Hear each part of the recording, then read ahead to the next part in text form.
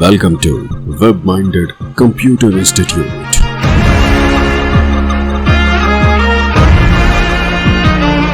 Then like, subscribe and share.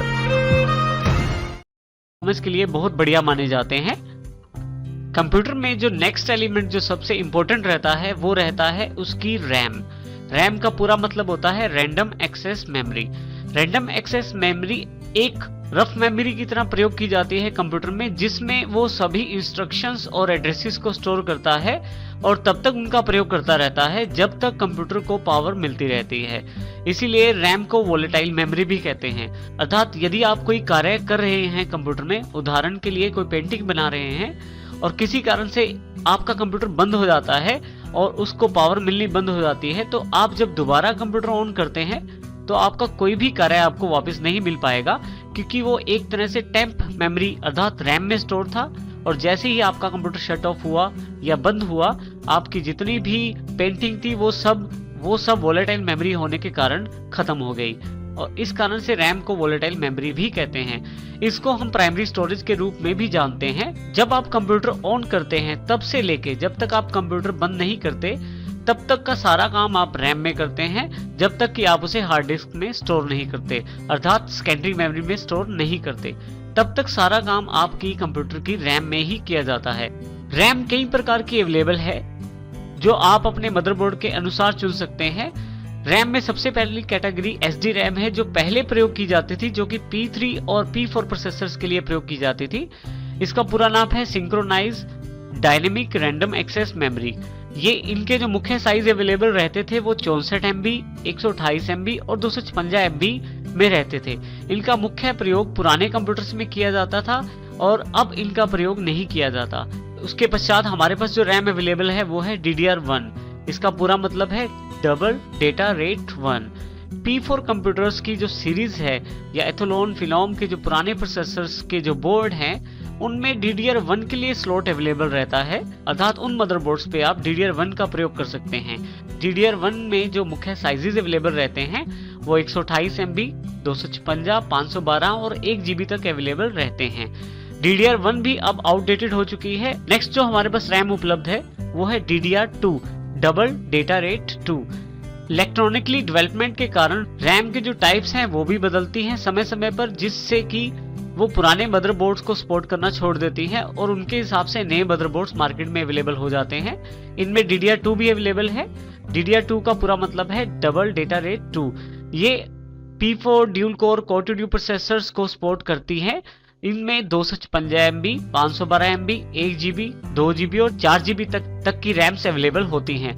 परंतु जो latest RAM available है मार्केट में वो है DDR3 डबल डेटा रेट 3। ये आजकल के मदरबोर्ड्स को सपोर्ट करती हैं जिनमें dual core core-to-due, i3, i5, i7, सेम्प्रॉन, एथोलोन, फिनोम लगभग सभी प्रोसेसर्स जो आजकल के सभी नए बोर्डों को सपोर्ट करते हैं उनमें आप DDR3 रैम का प्रयोग कर सकते हैं। ये RAM 1 GB, 2 GB, 4 GB, 8 GB तक के साइजेस में उपलब्ध है। यहाँ ये भी ध्यान देना जरूरी है कि SD रैम, DDR1 और DDR2 जो रैम्स हैं इनमें जिस प्रकार से टेक्नोलॉजी का विकास होता जा रहा है उस प्रकार से इनका रेट भी कम हुआ है। SD रैम महंगी आती थी जबकि DDR1 उससे थोड़ी सी सस्ती, DDR2 DDR1 से भी सस्ती और DDR जो 3 है वो इन तीनों से सस्ती रैम है और मार्केट में अवेलेबल है नए बोर्ड्स के लिए। यदि हम बात करें इनमें क्या डिफरेंस है, देखने से आप कुछ हद तक इनमें डिफरेंस चेक कर सकते हैं। जैसे हमारे पास यहाँ पे एग्जांपल उपलब्ध है। उदाहरण के लिए सबसे पहले अवेलेबल है SD रैम। SD रैम में यदि आप यहाँ ध्यान दें तो यहाँ पे 2 कट अवेलेबल हैं। जो भी SD रैम के बोर्ड सपोर्ट करते थे उनमें भी 2 कट्स अवेलेबल रहते थे और इस रैम को उन मदरबोर्ड्स में लगा सकते हैं। इनकी सबसे बड़ी विशेषता है कि इनमें 2 कट होते हैं और उनकी जो चिप साइज होता है वो भी बड़ा होता है।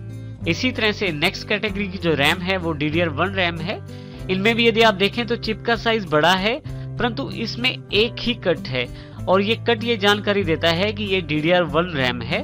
DDR1 रैम देखिए SD रैम से बिल्कुल भिन्न है, क्योंकि SD रैम में 2 कट अवेलेबल है परंतु DDR1 में केवल एक ही कट अवेलेबल है। जिन मदरबोर्ड्स पे DDR1 को सपोर्ट किया जा सकता है उन्हीं पे केवल DDR1 काम करेगी। इसका अर्थ यह है कि जिस बोर्ड पे SD रैम लग सकती है उसमें मैं DDR1 का प्रयोग नहीं कर सकता, और इसी तरह से जिसमें DDR1 रैम का प्रयोग किया जा सकता है उसमें SD रैम का प्रयोग नहीं किया जा सकता। इसके पश्चात नेक्स्ट जो रैम है वो है DDR2। DDR2 की जानकारी यहाँ से लें तो इनकी चिप्स जो है वो थोड़े से छोटे साइज की हैं। यदि आप DDR1 के मुकाबले इन चिप्स को देखें तो ये जो चिप है ये छोटी है DDR1 और SD रैम के मुकाबले। इनका जो कट रहता है वो थोड़ा सा पीछे की तरफ होता है DDR1 के मुकाबले। यदि आप यहाँ देखें तो इस सीरीज में DDR1 का कट इस तरफ अवेलेबल है, जबकि DDR2 थोड़ा सा पीछे की तरफ कट अवेलेबल है। लास्ट जो हमारे पास रैम अवेलेबल है वो है DDR3। DDR3 जो रैम है वो भी इलेक्ट्रॉनिकली कंपोनेंट क्योंकि डेवलप हो गए हैं, हमारे पास और छोटी चिप्स अवेलेबल हो गई हैं, परंतु इनमें भी कट का फर्क है। DDR3 और DDR2 में भेद करने के लिए आप कट देख सकते हैं। कट इसमें भी थोड़ा सा और पीछे होता है, DDR2 से भी थोड़ा सा और पीछे। इस तरह से आप कट का ध्यान रखते हुए रैम को निर्धारित कर सकते हैं। साथ ही ये भी जरूरी है कि जिस बोर्ड में DDR1 लगाई जा सकती है उसमें DDR2, 3 और SD रैम नहीं लग पाएगी। इसी तरह से DDR3 वाले बोर्ड में आप DDR2, DDR1 और SD रैम नहीं लगा पाएंगे। इसका एक अर्थ ये भी हुआ कि यदि किसी कारण से मदरबोर्ड खराब हो जाता है और आप नया बोर्ड डलवाते हैं तो आपको हो सकता है उसके साथ साथ उस बोर्ड के अकॉर्डिंग रैम भी नहीं परचेज करनी पड़े, क्योंकि यदि आपका मदरबोर्ड पुरानी रैम को सपोर्ट करता है, उदाहरण के लिए DDR1 को, और आप नया बोर्ड परचेज करते हैं जो DDR3 को सपोर्ट करता है, तो उस केस में DDR1 जो रैम है जो आपके पास पहले से पड़ी हुई है वो DDR3 वाले बोर्ड में आप प्रयोग नहीं कर पाएंगे।